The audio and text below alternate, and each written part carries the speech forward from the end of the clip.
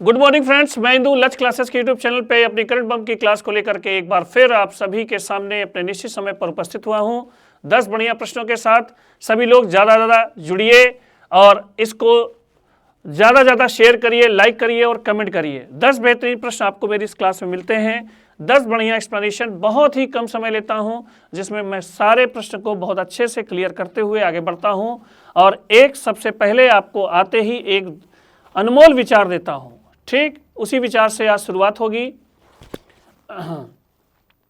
क्या कह रहा, देखिए बड़ी बात है। इंसान उम्र के हिसाब से समझदार नहीं होता, ठीक, बल्कि जीवन में मिले हुए दुख, दर्द और परिस्थितियों की वजह से समझदार होता है। बहुत बड़ी बात है। ठीक, एज कोई मायने नहीं रखती कि आप समझदार बन जाएंगे, कि इस एज पे आप समझदार बन जाएंगे, इससे थोड़ा सा आप आगे बढ़ेंगे। बहुत सारे बच्चे जो अपने बचपन में बहुत सारी कठिन परिस्थितियों को ध्यान में रखते हुए आगे बढ़ते हैं, वो अन्य बच्चों की अपेक्षा जो एक शानदार जीवन व्यतीत कर रहे होते हैं, उनसे पहले मैच्योर हो जाते हैं। क्यों? क्योंकि उन बच्चों के पास जो पहले से समझदार हुए, अपने सी एज से पहले समझदार, उनके पास दुख थे, उनके पास दर्द थे, उनकी परिस्थितियाँ क्या थी? विपरीत थी। उनकी परिस्थितियाँ क्या थी? विपरीत थी। इसीलिए ईश्वर ने उनको समय से पहले मैच्योर बना दिया और ये उनके हित के लिए होता है। ये भी बात है, ये भी ध्यान रखिएगा। जो बच्चे ऐसी परिस्थितियों को बहुत पहले फेस कर लेते हैं, वो जीवन में आगे उनका बहुत ही फायदा होता है। तो आज के विचार का यही सारांश था कि एज कोई मायने नहीं रखती। यदि आपको दुख, दर्द और परिस्थितियां पहले से ही विपरीत मिल गई हैं तो अपनी एज से पहले आप जो है समझदार हो जाएंगे। और बहुत सारे बच्चे ऐसे होते भी हैं, बहुत सारे लोग ऐसे होते हैं। ठीक, तो ये था आज का सुविचार। बढ़ते हैं आज के करंट बम के पहले प्रश्न की ओर। ठीक, खटाखट आंसर दीजिएगा, शेयर करिए तेजी से। बढ़िया क्वेश्चन, महिलाओं से रिलेटेड क्वेश्चन है, महिलाओं के स्पोर्ट्स से रिलेटेड क्वेश्चन है। क्या कह रहा है? हाल ही में सैफ महिला अंतर्राष्ट्रीय क्लब का खिताब जीतने वाला देश का पहला महिला क्लब कौन सा है? देखिए यहाँ पे लग गया कौन सा देश का पहला, मैं कई बार कह चुका हूँ इस चीज को, जिसमें वर्ड लग जाए पहला तो वो जान लीजिएगा वो क्वेश्चन अपने आप इंपॉर्टेंट हो जाता है। Gokulam Kerala, East Bengal, Odisha FC, Goa FC, इन चारों फुटबॉल क्लबों में से किसने पहली बार सैफ महिला अंतर्राष्ट्रीय क्लब का खिताब जीता है? तो मैं आपको बताऊंगा कि ये प्रतियोगिता आयोजित हुई थी कहाँ पर? नेपाल में। ठीक, नेपाल में। और इसको जो जीता है आपके किस महिला फुटबॉल क्लब ने? ईस्ट बंगाल, और इसे बोला जाता है ईस्ट बंगाल एफसी के नाम से इस क्लब को जाना जाता है। ईस्ट बंगाल एफसी ने किसको हराया? नेपाल को हराया। और नेपाल को हराया और पहली बार जो है वो जो है पहला महिला क्लब हुआ जिसने जो है अंतर्राष्ट्रीय क्लब का खिताब जीता है। बड़ी उपलब्धि है ईस्ट बंगाल एफसी के लिए। तो इसका राइट आंसर है option number B, East Bengal. खटाखट आंसर देते रहिएगा। बढ़ते हैं अगले क्वेश्चन की ओर। हाल ही में अंतर्राष्ट्रीय मानव एकजुटता दिवस कब मनाया गया है? 18 दिसंबर, 20 दिसंबर, 19 दिसंबर, इनमें से कोई नहीं। दिवस से रिलेटेड प्रश्न है और इसमें यह पूछा जा रहा है कि अंतर्राष्ट्रीय मानव एकजुटता दिवस कब मनाया जाएगा, कब मनाया गया है। ठीक, तो ये दिवस घोषित है किसके द्वारा? संयुक्त राष्ट्र संघ के द्वारा। ये ध्यान रखिएगा, संयुक्त राष्ट्र संघ द्वारा घोषित ये दिवस है। संयुक्त राष्ट्र संघ द्वारा घोषित दिवस है। और इस दिवस का क्या है उद्देश्य? कि पूरे विश्व की मानव जाति को एक करना, पूरे विश्व की मानव जाति को एक करना, एक रखना, इसका उद्देश्य है। और इसे हम लोग जिस दिन मनाते हैं वह दिन आपका कौन सा है? 20 दिसंबर। 20 दिसंबर को प्रत्येक वर्ष जो है अंतर्राष्ट्रीय मानव एकजुटता दिवस मनाया जाता है। ठीक, तो राइट आंसर है ऑप्शन नंबर बी, 20 दिसंबर। बढ़ते हैं अगले क्वेश्चन की ओर। क्वेश्चन नंबर 3, बढ़िया क्वेश्चन, महिलाओं से रिलेटेड क्वेश्चन आज जो है आपका है और ये क्वेश्चन 101% आएगा। हाल ही में किस देश की मिंची बेंट हॉर्स अंतरिक्ष में जाने वाली पहली, देखिए पहला लग गया, पहली व्हील चेयर यूजर बनकर के इतिहास रचेंगी? ठीक, फ्रांस, जापान, जर्मनी, इनमें से कोई नहीं। तो प्रश्न ये कह रहा है कि विश्व की पहली ऐसी महिला जो क्या है, व्हील चेयर यूज करती। व्हील चेयर क्या होती है, ऐसे व्यक्ति जिनके पैर जो है काम नहीं करते, उनको एक चेयर पे बैठा करके ले जाया जाता है और उनको उस चेयर को कहा जाता है व्हील चेयर। ठीक, और व्हील चेयर यूजर हैं, व्हील चेयर का प्रयोग करती हैं और ये ऐसा अंतरिक्ष में करने वाली, अंतरिक्ष में जाने वाली ये पहली महिला हैं, पहले व्यक्ति हैं, ठीक, जो विकलांग हैं व्हील चेयर के। तो इस इनका नाम जो है मिची बेंटहॉस है और ये जिस देश की है वो देश है आपका कौन सा, जर्मनी। ठीक, जर्मनी की मिची बेंटहॉस विश्व की पहली व्हील चेयर यूजर हैं जो अंतरिक्ष में जा रही हैं। तो इसका राइट आंसर है ऑप्शन नंबर सी, जर्मनी। बढ़ते हैं अगले क्वेश्चन की ओर, क्वेश्चन नंबर 4। बढ़िया क्वेश्चन, देखिए अजीबो गरीब काम है और ये सब काम मैंने बहुत पहले हिंट दिया था आप सभी को कि एक ही देश करता है। ठीक, उसी के पास क्षमता भी है। हाल ही में किस देश ने विश्व के पहले वायरलेस रेल काफिले का परीक्षण किया है? रूस, चीन, अमेरिका, इनमें से कोई नहीं। तो पहले तो ये वायरलेस रेल काफिला मतलब क्या है कि ऐसी रेल परिवहन प्रणाली, ऐसी रेल परिवहन प्रणाली जिसमें तारों का प्रयोग ना हो, तारों का प्रयोग ना हो, ना ही सिग्नल का, ना ही किसी अन्य चीज का, ना ही लॉकिंग का, ना ही अन्य कहीं पर भी तारों का प्रयोग ना हो। ठीक, तो इसमें प्रयोग कैसे होगा? देखिए वायरलेस, वायर मतलब होता है तार, लेस मतलब बिना तार। ठीक, तो इसमें आप किसका प्रयोग करेंगे? रेडियो तरंगों का। किसका प्रयोग करेंगे? रेडियो तरंगों का। तो इसमें है क्या वायरलेस रेल प्रणाली, वो मैं लिख रहा हूँ। रेडियो तरंगों की सहायता से, रेडियो तरंगों की सहायता से जो है रेल का परिचालन करना। ठीक, मोबाइल से आप कह सकते हैं रिमोट से बैठ करके रेल का परिचालन कर सकना, लेकिन अभी उतना डेवलप नहीं है, अभी ट्रायल पे है, लेकिन कुछ दिन में होगा, आप रिमोट पे बैठ के चला लेंगे सारी रेलें। ठीक, तो और ये किया गया है आपका अभी माल सवारी गाड़ी में नहीं, ये किस में किया गया है प्रयोग? मालगाड़ी में। और ऐसा करने वाला जो देश है आपका, वो देश आपका कौन सा है? चाइना। चाइना विश्व का पहला देश है जिसने वायरलेस रेल ट्रांसपोर्ट का परीक्षण, सफल परीक्षण किया है। ठीक, तो इसका राइट आंसर है ऑप्शन नंबर बी, चीन। बढ़ते हैं अगले क्वेश्चन की ओर, क्वेश्चन नंबर 5। ठीक, हाल ही में किसके द्वारा लिखित पुस्तक Salman Khan the sultan of Bollywood, ठीक, का विमोचन हुआ है? ठीक, सलमान खान के जीवन के ऊपर बनी जो है एक पुस्तक है जिसका नाम है Salman Khan the sultan of Bollywood. ठीक, सुल्तान ऑफ बॉलीवुड। इसके लेखक कौन है? मोहर बसु, अनिल मिश्रा, योगेश श्रीवास्तव, इनमें से कोई नहीं। तो ये सलमान खान के जीवन पर आधारित पुस्तक है। सलमान खान की जीवनी आप कह सकते हैं, सलमान खान की जीवनी आप कह सकते हैं।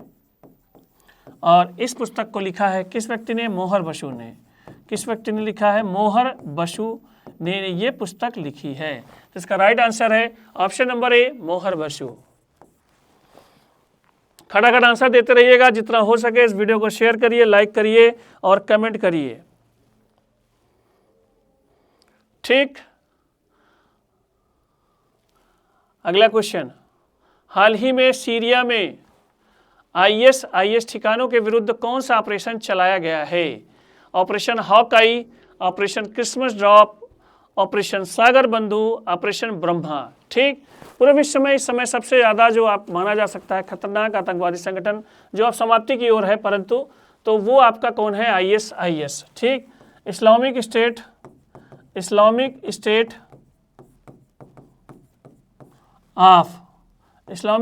ऑफ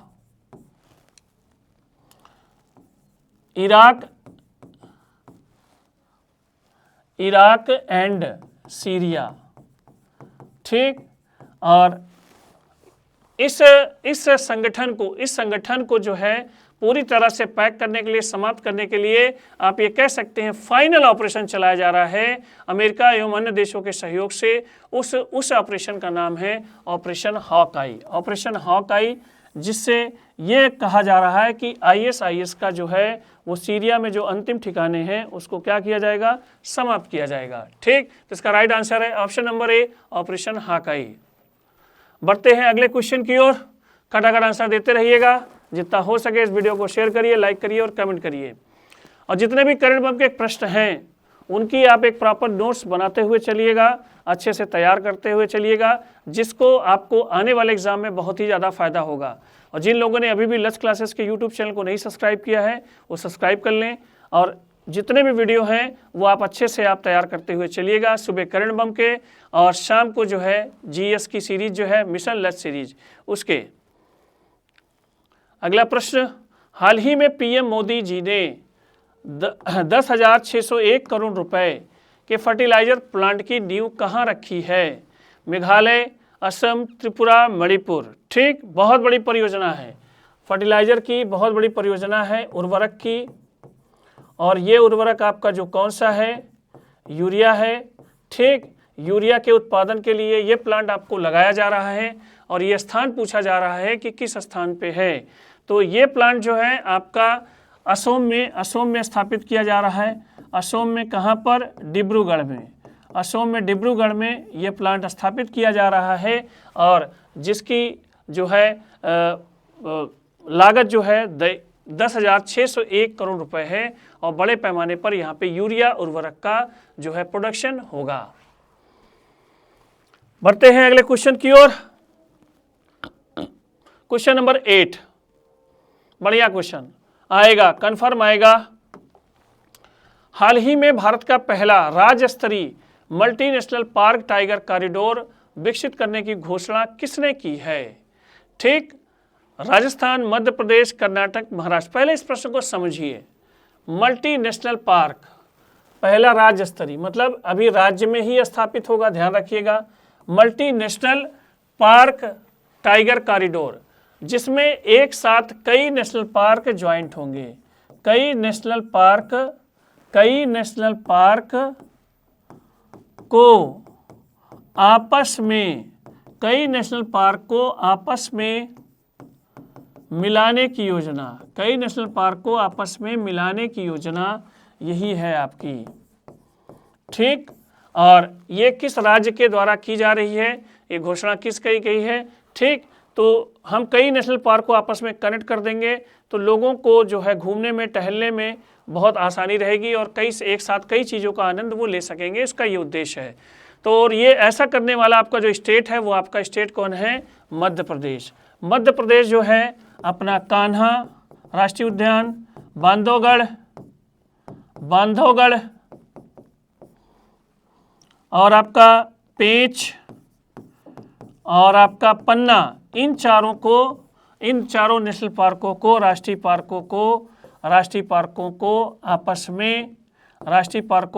आपस में जोड़ेगा और एक कॉरिडोर बनाएगा जिससे जो है आपका इनमें एक साथ भ्रमण करने की सुविधा, एक साथ सुरक्षा करने की सुविधा का विकास होगा। और यहाँ पर इन चारों में आप देखेंगे सबसे ज़्यादा बाघ, सबसे ज़्यादा आपको तेंदुआ, ठीक, आपको देखने को मिलेगा। ठीक, तो इसका राइट आंसर है आपको मध्य प्रदेश। मध्य प्रदेश ऐसा करने वाला पहला राज्य है। ठीक, बढ़ते हैं अगले क्वेश्चन की ओर। क्वेश्चन नंबर 9, हाल ही में 9 वर्ष का प्रतीक लोसर महोत्सव कहाँ प्रारंभ हुआ है? असम, सिक्किम, लद्दाख, जम्मू कश्मीर। तो नए साल का ये प्रतीक है लोसर महोत्सव और ये पूछा जा रहा है आपसे किस स्टेट में ये प्रारंभ हुआ है। तो ये ध्यान रखिएगा, ये महोत्सव मनाया जाता है कहाँ पर? लद्दाख में। 9 वर्ष के आगमन के फलस्वरूप 9 वर्ष के आगमन में यह त्योहार मनाया जाता है। ठीक, त्योहार मनाया जाता है। ठीक, बड़े पैमाने पर यह त्योहार मनाया जाता है। इसका राइट आंसर है आपका option number C, Ladakh. Option number C, Ladakh. आज की करंट बम का अंतिम प्रश्न। ठीक, क्वेश्चन नंबर 10, फीफा पुरुष विश्व रैंकिंग में कौन सा देश वर्ष 2025 के अंत में शीर्ष स्थान पर रहा है? ठीक, देखिए फीफा की एक रेटिंग मैंने आपको बताई थी, जो आपको सर्वश्रेष्ठ खिलाड़ी चुना गया। ठीक, अब देखिए एक रैंकिंग इन्होंने जारी की है, किसकी? टीमों की रैंकिंग जारी की है, टीमों की रैंकिंग जारी की है। और उस रैंकिंग के हिसाब से पूछा है कि वर्ष 2025 के अंत तक जो है FIFA federation of international football जो है फुटबॉल की सबसे उच्च संस्था है, तो वो 2025 के अंत तक आपसे पूछी है कि कौन सा देश शीर्ष पे बना रहा। स्पेन, इटली, भारत, इनमें से कोई नहीं। भारत किसी हाल में नहीं हो सकता। ठीक, बचा इटली और स्पेन। तो इसमें जो राइट आंसर है वो आपका कौन सा देश है? 2025 में स्पेन। तो फीफा द्वारा जारी देशों की रैंकिंग में वर्ष 2025 के अंत तक जिस देश का प्रथम स्थान था वो देश आपका कौन सा था? स्पेन।